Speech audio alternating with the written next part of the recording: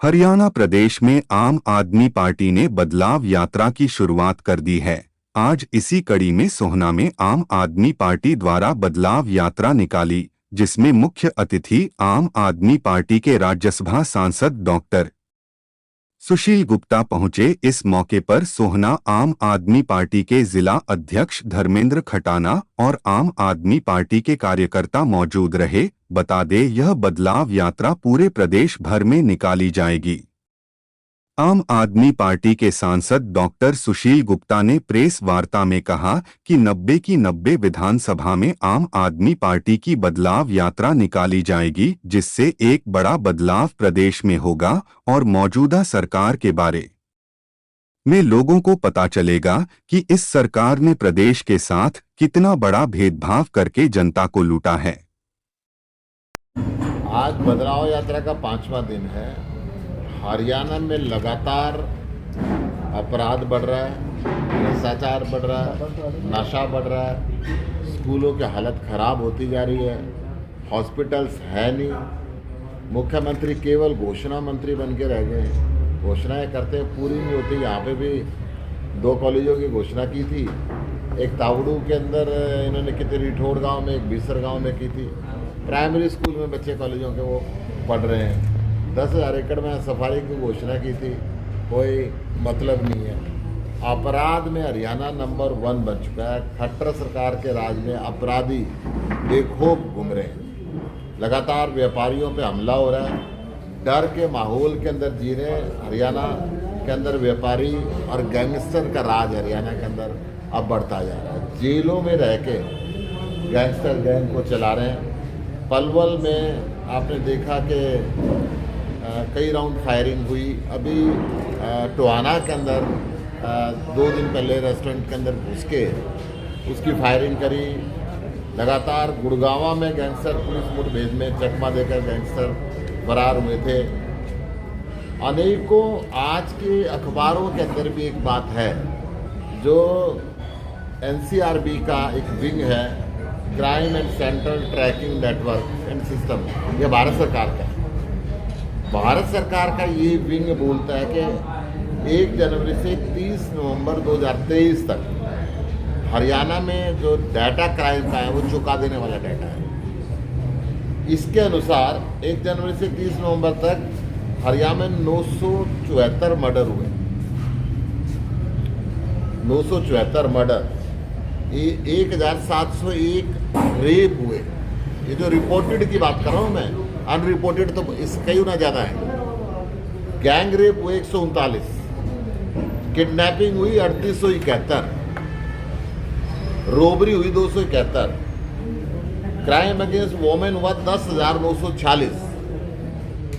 1 जनवरी से 30 नवंबर तक 11 महीने के अंदर 10,940 क्राइम अगेंस्ट वोमेन हुए। इस डाटा के मुताबिक हरियाणा में हर रोज 5-6 रेप हो रहे हैं, हर रोज 11 से 12 किडनैपिंग हो रही है, हर रोज 3 से 4 मर्डर हो रहे हैं हरियाणा के अंदर। इन आंकड़ों की वजह से आज Haryana most unsafe place for महिलाओं के लिए हो गया है। और ये आंकड़े मेरे नहीं है, ये भारत सरकार के आंकड़े हैं। NCRB की wing crime and criminal tracking network and system, ये भारत सरकार के डेटे हैं जो हरियाणा के विषय के अंदर बोलते हैं।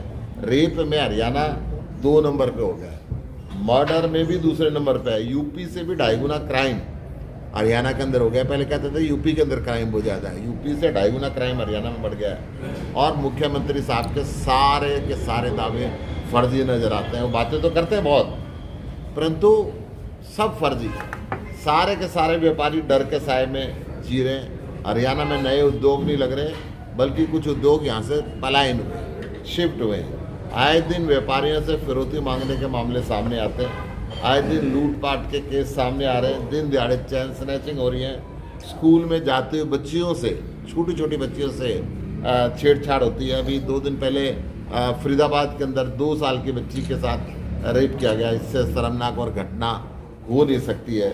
जनता सरकार से पूछ रहे हैं कि 9 साल पहले सुरक्षा की जिम्मेदारी आपने उठाई थी, इस हरियाणा की सुरक्षा का क्या है, क्यों विफल हुए? पूरी तरीके से खट्टर सरकार से भरोसा आज उठ चुका है। महिलाओं का पूरा भरोसा उठ गया। महिलाएं दिल्ली सरकार की तरफ देख रही हैं कि वहाँ पे इनकी विकास के लिए भी काम हो रहा है, इनकी सुरक्षा के लिए भी जगह जगह कैमरे लगाए गए हैं, डार्क स्पोर्ट्स को खत्म कर दिया गया है। किसी पार्लियामेंट से इतने सांसदों को एक समय सस्पेंड नहीं किया गया, वो भी सुरक्षा की मांग को लेकर, वो भी सिक्योरिटी सेफ्टी की मांग को लेकर। और संवैधानिक संस्थाओं का गलत इस्तेमाल हो रहा है, लोकतंत्र का गला घोटा जा रहा है, विपक्षी नेताओं को जेल के अंदर डाला जा रहा है। तानाशाही की तरफ ये हिंदुस्तान बढ़ रहा है। उस तानाशाही को रोकने के लिए, लोकतंत्र की रक्षा के लिए टीम इंडिया का गठन किया गया है। टीम इंडिया का तहत आम आदमी पार्टी का राष्ट्रीय नेतृत्व देश हित के अंदर जो भी गठबंधन का फैसला लेगा मुझे। फरीदाबाद से लेके आज सोना पहुंच के 5वां दिन है। 10 दिन ये यात्रा चली है। जनता का प्यार बिना किसी मांग के मिल रहा है। वो चाहते हैं हरियाणा का लाल अरविंद केजरीवाल हजारों की संख्या के अंदर भीड़ घरों से बाहर निकलकर अभिनंदन कर रही है, स्वागत कर रही है, फूल पहन रही है, मिठाई खिला रही है, माला पहना रही है। अब बदलाव चाहते हैं जनता। कांग्रेस को भ्रष्टाचार के नाम पे पहले ही हरियाणा की जनता ने रिजेक्ट कर दिया था, और अब जाति और धर्म की राजनीति करने वाले, भ्रष्टाचार को पहले से डबल करने वाली इस बीजेपी सरकार को से हरियाणा के लोगों के मन में नफरत है। खट्टर जी कह रहे हैं कि लोकसभा के साथ चुनाव कराएंगे। खट्टर जी को उसको लिए रिजाइन देना पड़ेगा। जिस दिन खट्टर साहब रिजाइन दे देंगे, अरविंद जी यही रहेंगे, चिंता न करो। पहले सरकार से रिजाइन करें ना, चुनाव कराना है तो। ये गठबंधन तोड़ने का बहाना लेंगे चुनाव से थोड़े दिन पहले। जब तक मलाई खाते रहेंगे साझे में, ये मलाई का गठबंधन है। एक दूसरे को जमुना पार भेजने के नाम पे इन्होंने वोट मांगी थी, और अब फिर ऐसे जुड़ गए हैं जैसे घी में खिचड़ी मिल जाती है। और फिर जब चुनाव आएगा, फिर जनता को मूर्ख बनाने के लिए गालियाँ देंगे, एक दूसरे को गालियाँ देंगे। तो ये तो इनके हाथी के दांत खाने को और दिखाने को। विधानसभा के अंदर भी चैट पूछती है कि 5 करोड़ रुपए मुख्यमंत्री कार्यालय में गए इस कमीशन के यहाँ से, तो भी इन्होंने कोई इंक्वायरी नहीं की। तो इसलिए अब हरियाणा के लोग चाहते हैं कि हरियाणा का लाल अरविंद केजरीवाल आए, और हरियाणा में भी दिल्ली की तरह और पंजाब की तरह अच्छे स्कूल बने, अच्छे कॉलेज बने, अच्छे हॉस्पिटल बने, मोहल्ला क्लिनिक बने, बच्चों को बिना खर्ची पर्ची के रोजगार मिले, बुजुर्गों को तीर्थ यात्रा मिले, महिलाओं को फ्री बस यात्रा मिले, और सारा संतुलित विकास। भारतीय जनता पार्टी को ये लगता है कि केजरीवाल ही मोदी का जवाब दे सकते हैं। इसलिए अच्छे स्कूल बनाने वाले पहले मनीष सिसोदिया को गिरफ्तार किया, अच्छे हॉस्पिटल बनाने वाले सेंद्र जैन को गिरफ्तार किया, संसद में मुखर बोलने वाले संजय सिंह को गिरफ्तार किया, तब भी इनका मन नहीं भरा।